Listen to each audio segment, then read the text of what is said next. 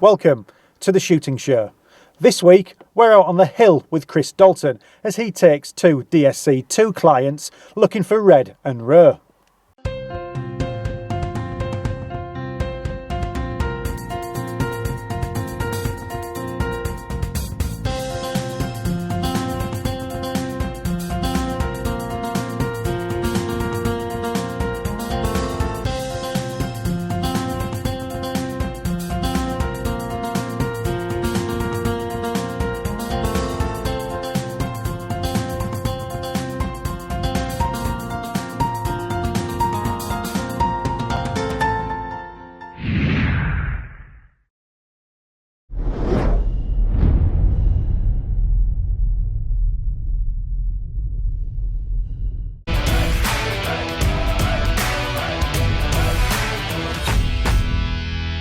Okay, that's us just travelling back down south. We're on the A9 now. We left about half an hour ago, kind of middle of the afternoon, after a day on the hill. So we've had 3 days up in Perthshire on the hill on hinds. A couple of guys, regulars from Ireland, been over to do their level 2. Padraig and Killian nicely achieved that, so it's got them finished and shot sort of a dozen red deer between them. And also another guy, Stone, was up with us to just finish his off, his level 2 as well. He just needed one deer, one cull to finish his 3 ICRs for the level 2, and he shot 2 reds as well. So it's been a good trip. Weather's been nice, very, very cold. Quite cool today, but a lot of the snow's gone now.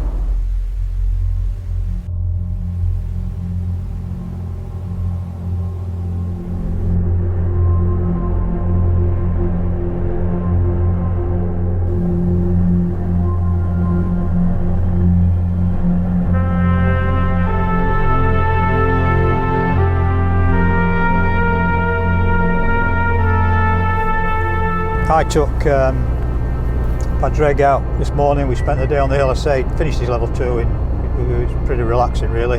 Just try and shoot a few hinds now because I've got quite a big cull to achieve. We're really picking the calves at this time of year, or any old hinds with kind of weak small calves. So fairly selective about what we're shooting now. Not taking any of the decent hinds at all. Hinds with good calves, so we're taking off the ones that we think might have an issue, heavy snowfall, etc., quite cold, so we're thinning out some of the weaker animals. We managed to shoot 3 today, 2 calves and a hind.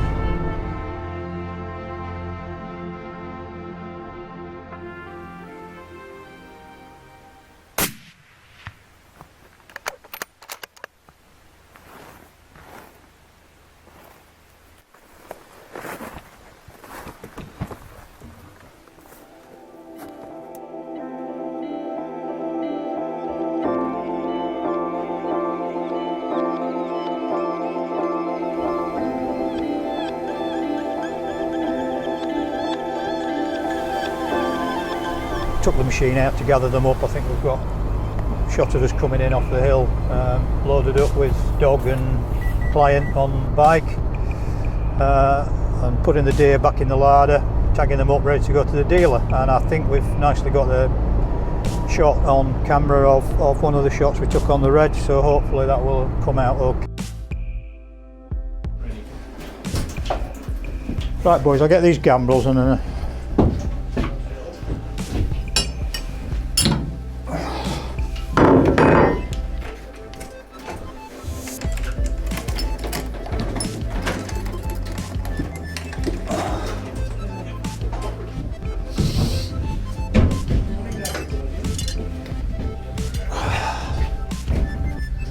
got to watch that chain because sometimes it'll. That's it.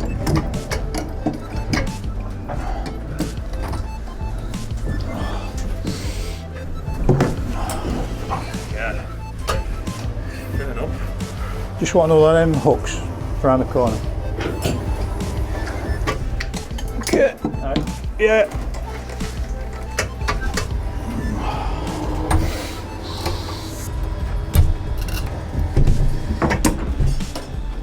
Okay, fingers.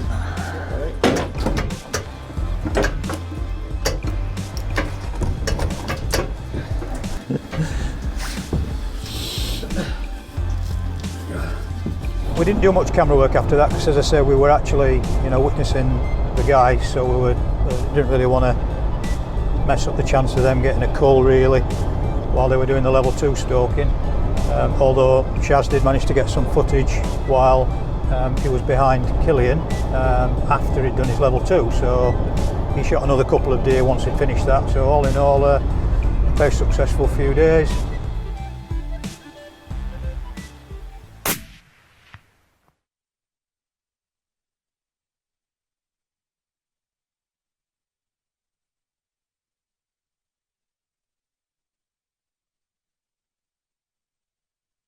Fairly key time now just to finish off the cull, finish off the hind cull. Still quite a few deer to shoot up there.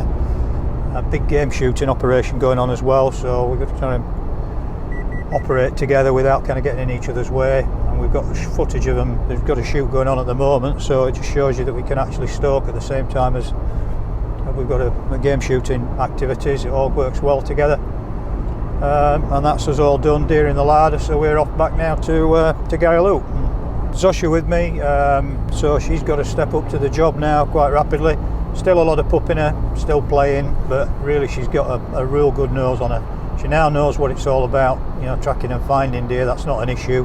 I need to work on her steadiness a bit, but she's coming along very nicely. And surprisingly, you would think that on the hill, you don't need a dog, but believe you me, we have needed a dog, and none of the deer have run, none of the deer have been wounded.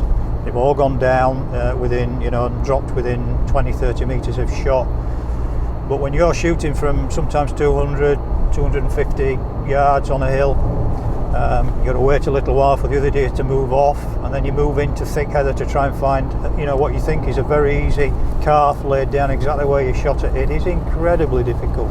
You just know a particular point of reference. I mean, the whole hill looks the same. And in a clump of heather you've got a red deer which blends in incredibly well with the heather, and you really, without a dog, have a problem. You've got to really search hard to find them. I mean, it's just great. You can just cast her off and she's on it instantly. One of the pleasing things about her was that a couple of times she was searching for deer quite a way in front of us, and she just started to bark a little bit on the find, which is nice. So I'm trying to encourage that and get her to do more of that. But I'm quite pleased with her, really pleased with the progress, but we'll just keep to work on her steadiness now. She loves being on the bike, that's another good thing, so she's quite happy sat on the bike. Incredible balance, she can sit on there across the moor, no problem at all. So she's a real character, and there is some choice language occasionally when she does things that she's not supposed to do, but she's getting there very well, so I'm pleased with the progress.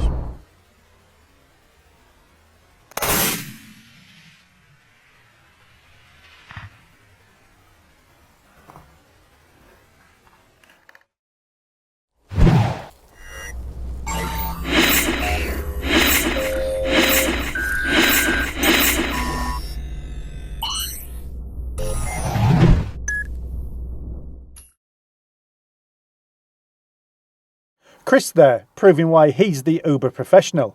And now it's the Shooting Show News. This is the Shooting Show News.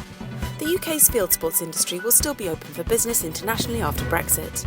That's the message Bask was spreading at Jagd and Hunt, Germany's biggest public hunting and shooting show, last week. A Bask spokesman said there are a good number of UK companies at the show, and many are selling hunting and shooting trips to iconic destinations like Scotland.